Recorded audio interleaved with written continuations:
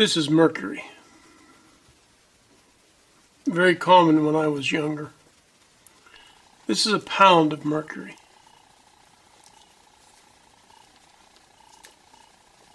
So you see how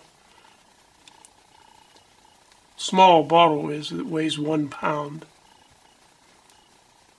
Mercury's had a lot of electronics uses. It's had a lot of medical uses. It was once used as a treatment for syphilis. Now this mercury here and here is dirty. Typically it's a nice silvery, a little bit of the silver is exposed there, but it's pretty dirty. So mercury is a chemical element. That means it's not combined with anything. It is elemental mercury. It's a metal, like iron, although this is a metal that's liquid at room temperature. It's been used for lots of things. In the 18th and early 19th century, it was used to make felt hats. Hence the term mad as a hatter. The first I knew about mercury was in reading Alice in Wonderland, where there was a character called the Mad Hatter. It seems that in order to work felt hats, mercury was used, or a mercury compound that would slowly drive the hatter mad. It was very often used when I was younger in thermometers. It freezes about minus 38, and when it freezes, it does not expand, unlike water that expands and would break the thermometer. It actually shrinks a little bit when it freezes. And in any event, you can't use it at low temperatures, that is less than about minus 30 degrees Fahrenheit. But it has a boiling point of 675 degrees Fahrenheit. So high temperature thermometers, even medical thermometers, which are designed for 100 degrees Fahrenheit, body temperature, 96 point whatever. But on higher temperatures, it's an excellent material to make a thermometer out of. This is a box of spare parts for a Hungerford and Terry water softener. Huge water softener.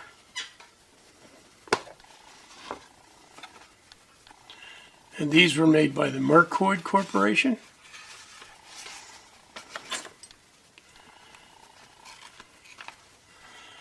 And they are mercury tilt switches.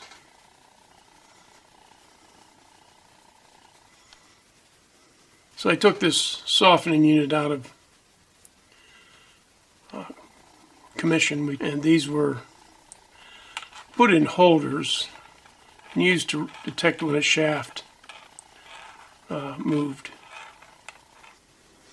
I'll hook these leads to a conductivity meter.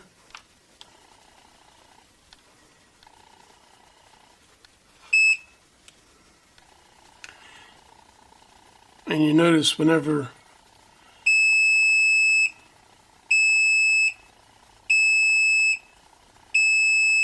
here we have the mercury in a hermetically sealed glass vial. You can see how shiny it is. Unlike my mercury that is dirty. Reed relays were often mercury wetted.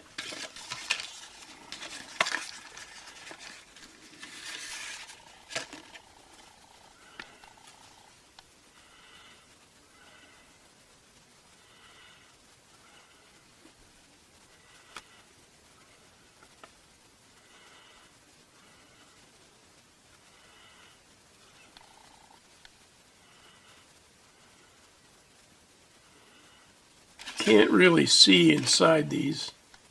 See a little glistening there? That's some mercury. The reason you would want contacts wetted with mercury is so when they close, they don't bounce. You would think that low mass reeds would come together under a strong magnetic field and stay there. But no, there's a teeny tiny bounce.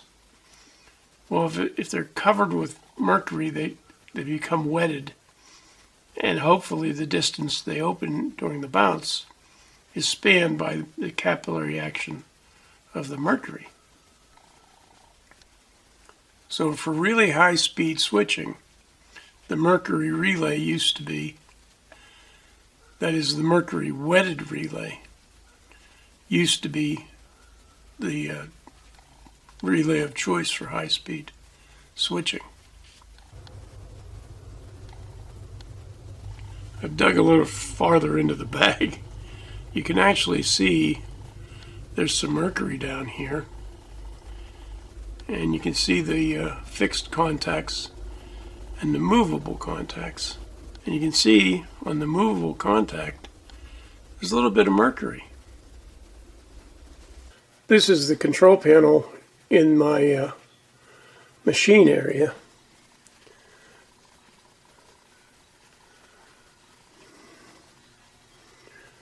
I have 3 circulating pumps here. 2 are enabled. None are running right now. And this is the thermostat that controls them.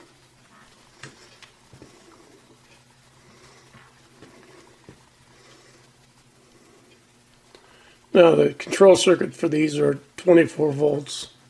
Take the cover off the thermostat. And we'll see on the top is the mercury switch.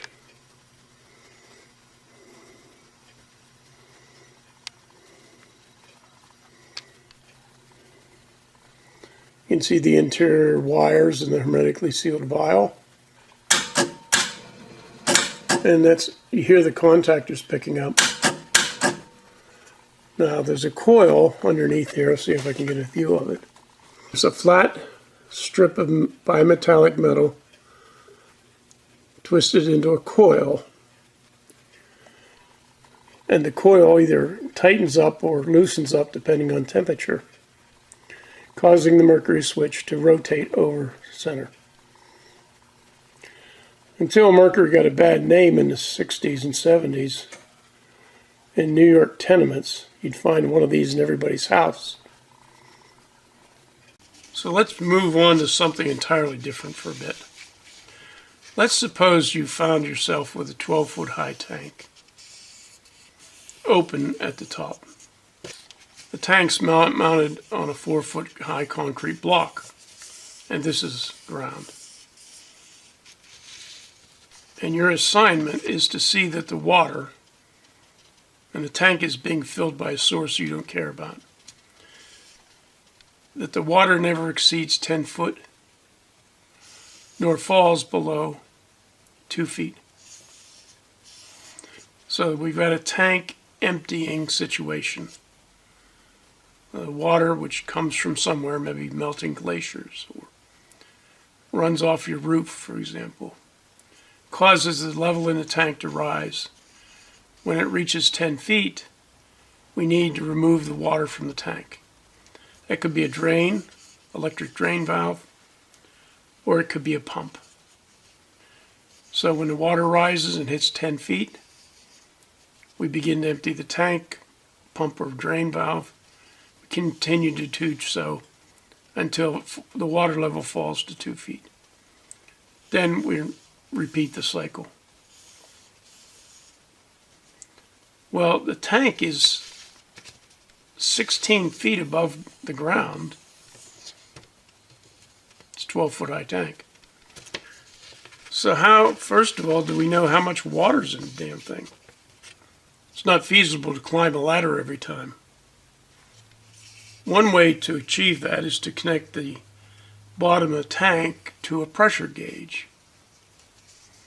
Now, you have to understand that we're not measuring pounds per square inch here. I'm going to measure inches of water or feet of water in this pressure gauge. Here's a gauge, it's a bit dirty, calibrated 0 to 60 inches of water, or 0 to 5 feet. inches of water. Inches of water, feet of water, inches of mercury, millimeters of mercury, all represent a pressure measurement. Barometric pressure is measured in inches of mercury, 29, 30, 31 inches. When they say that, they mean inches of mercury. Blood pressure is measured in millimeters of mercury. So a liquid expressed as a height, and the name of the liquid, in this case water, constitutes a pressure. Our tank is 144 inches overhaul, 12 feet. So I would select a gauge calibrated 0 to 150 inches. And the gauge would measure inches of water. I connect the gauge to the bottom of the tank with, say, a 1/2 inch sensing line. And now I can stand in front of the control panel and tell how much water is in the tank. No ladder required. Then, if I put some mercury control switches, or any kind of pressure switches, like this, for example, I set one of these switches to operate at 24 inches of water, and I call that off. I set the other switch to operate at 120 inches of water, that's 10 feet, and I call that on. Now, I'm envisioning using a pump. This could be the drain valve close, and this could be the drain valve open. This is a mercury pressure switch. By turning this knob over here, I can move this pointer from 0 to 50 inches of water. It's a Mercury, I think it's a model 153. Take the top off here. Now it's designed to be operated vertically. It's a single pole double throw switch, and it tilts over. Well, it tilts over based on the action of this diaphragm down here. Pressure is exerted on the diaphragm, there's a rubber diaphragm here, and causes it to bow upwards, causing this mercury switch to tilt over. We can put it up here and we'll see how it tilts. In our example that we have here, I would pick a switch adjustable from 0 to 150 inches. Although this could be used for the off set at 24 inches, except that we'd be over the design pressure of the switch when the tank got above 50 inches of water. So that's a very common tank emptying situation, although you don't normally run across tanks above ground like this. What you do run into, or at least I used to run into, are below ground tanks. In other words, the top of the tank is ground level. And to keep some drunk from falling in, you put a top on it, but you vent the top so that this space is vented to the atmosphere. Well, the control panel wants to be above ground. A control panel below ground is just a disaster waiting to happen. So how do we know what the depth of the liquid is in the tank when pressure gauge is up here? Well, we use exactly the same controls, but we have an air compressor added to the control system. Not a high pressure air compressor. And it forces air down here and out the sensing line. The sensing line leaves the control panel and continues clear down to within an inch or so of the bottom of the tank. So what will happen Well, the pressure in the sense line will raise until bubbles begin to form here and come upwards. The pressure at the bottom of the dip tube or sense line or whatever is equal to the water in the tank. The distance, the vertical distance between here and some water level. So we've just taken, using this air compressor and dip tube, and we've transferred the pressure created by the water up here. Now, almost every tank I've encountered is filled either by groundwater or sewage. Sewage has nasty stuff in it. It's got grease, scum, just bad stuff. As long as the sense line is filled with air and it's bubbling out the bottom, none of that stuff gets in the sense line. We use exactly the same control panel, exactly the same gauge, and exactly the same on-off switches. Now let's go and look at one of these in real life. So this is a typical sewage pumping station, sewage wet well. It's vented. Here we see a vent. See two sets of vertical pipes. Those are for removal of the pumps. They slide up those guide rails. See a pipe in the middle, dead center. Strapped to that vertical pipe is a little piece of tubing. Not the pipe, but the tubing strapped to it is the airline, dip tube, pressure sensor, whatever. It will continue the whole way down within a few inches of the bottom of the well.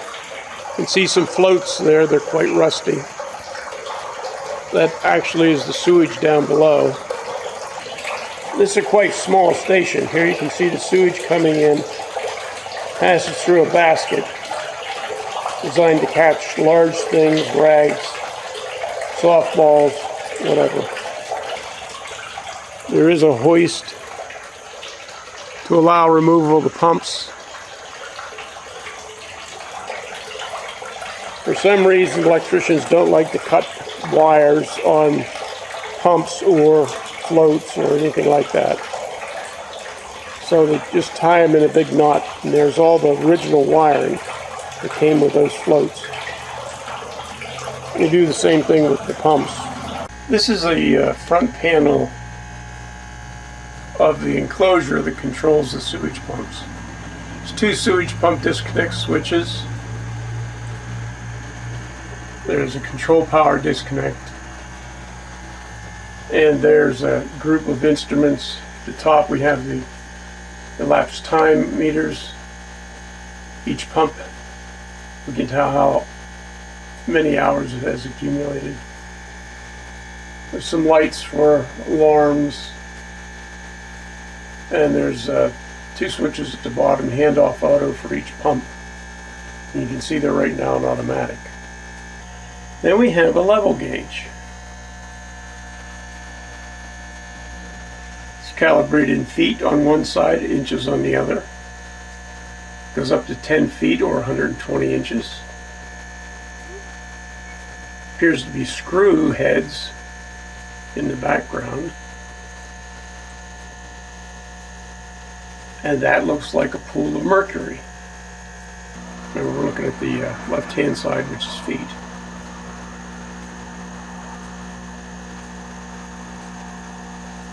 Or about 43 inches, whatever. Now we're looking at the inside or the back of that level gauge. And you can see, indeed, there are a number of screws projecting through the back. On the very bottom screw we have a wire labeled common. Each screw is indicated in feet. We have a wire connected at 2 feet 6 inches. It says stop lead pump. 6 inches above that is stop lag pump. About 3 foot 6 inches we have a start lead pump. 4 foot 3 inches is a start lag pump. Then we have a high level. Beside this thing is an X-Lite 3/16 nut driver. That allows the operator to loosen those nuts, pull off the spade connectors, and adjust the on-off level of the pumps or the alarm level. Of course, all of this switching is done by the column of mercury that appears in the front and is used as a level indicator. The level control system is made by EG Controls, and they have a separate little box for monitoring the bubbler air system. On the right is a floating ball air meter, and then on the left is some lights. Right now, the yellow light flashing indicates that there's a problem with the air supply number 1. These are 2 air compressors, 1 and 2. Here's the disconnect switches. Down below are motor starters. Because this is a single-phase pump station, we've got start and run capacitors for both pumps. We have a control transformer. The orange thing is an automatic alternating relay. Switches pump 1 and pump 2 into the lead and lag position on alternate cycles. This is the electrical inspector's approval stamp.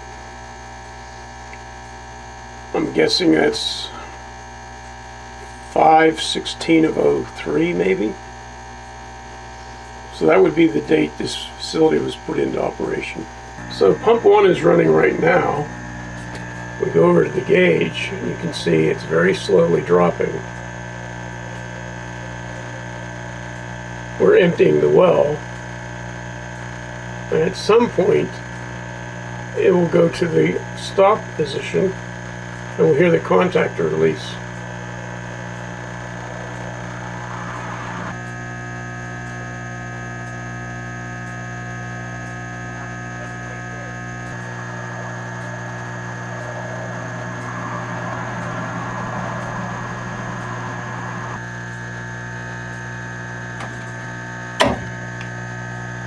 And you see it stopped.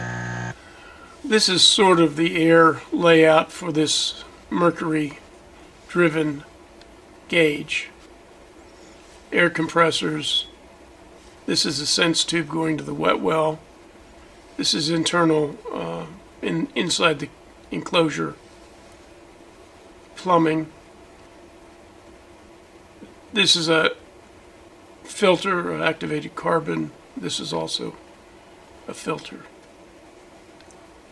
So this line is pressurized with the wet well pressure. The gauge is shaped like this. And note that this little divider separates these 2 chambers. So the wet well pressure is expressed on the top of the mercury here. The mercury rises in the tube. This filter is exposed to the atmosphere. So we have the top of the mercury column at atmospheric pressure, and remember the wet well is vented, so it's at atmospheric pressure. The vertical column we saw in the front of the panel is this column. This is the rear view of the electric gauge, and all we saw was this much. We saw these wires connected to various screws. The common just connects to the Mercury. Stop, lead and lag. Start, lead and lag. And a high level alarm.